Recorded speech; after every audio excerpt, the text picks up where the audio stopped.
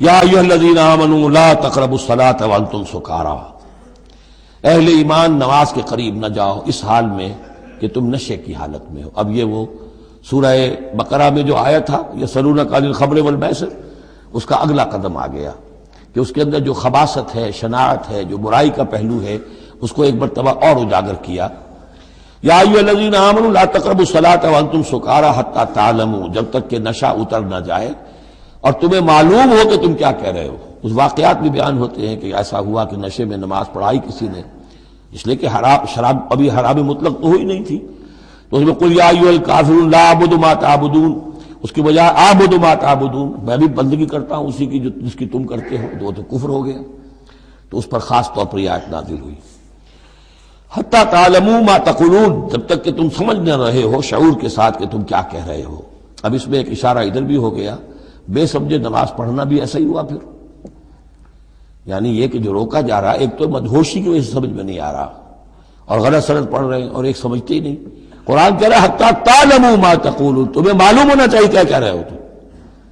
اب جنہیں قرآن مجید کے معنی نہیں آتے، نماز کے معنی نہیں آتے، انہیں کیا پتہ ہے کیا کہہ رہے ہیں۔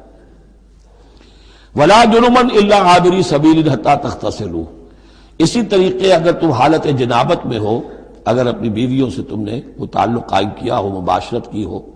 یا یہ کہ اور کسی اور طرح کی اسی وہ احتلام وغیرہ کی شکل ہو گئی ہو،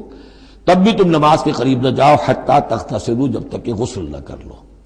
الا عابری سبیل، اس کے بارے میں بہت سے قول ہیں، لیکن یہ جو آگے بات بیان ہو رہی ہے اس میں آ جائے گا کہ ہاں سفر کی حالت میں اس غسل کی پابندی پر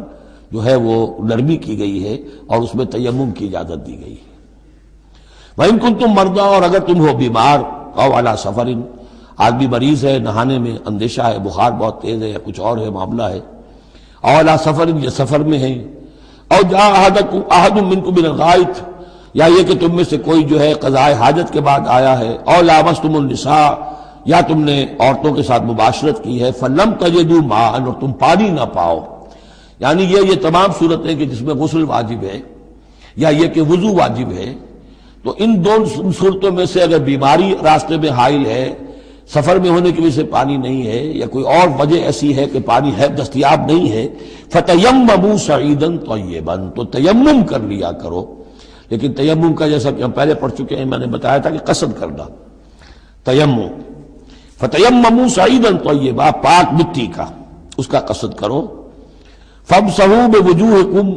وَأَيْدِيكُمْ، اور پھر اپنے چہروں کو اور اپنے ہاتھوں کو اس سے بسا کر لو، بل لو۔ ان اللہ کان عفوا غفورا، یقیناً اللہ تعالی عفو ہے، بہت معاف کرنے والا۔ یہی لفظ ہے جو حضرت عائشہ سے جو مروی ہے دعا لیلۃ القدر کی، اللہم انک عفو تحب العفو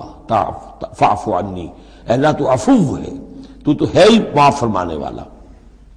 ان اللہ کان عفوا غفورا، اللہ معاف فرمانے والا، بخشنے والا ہے۔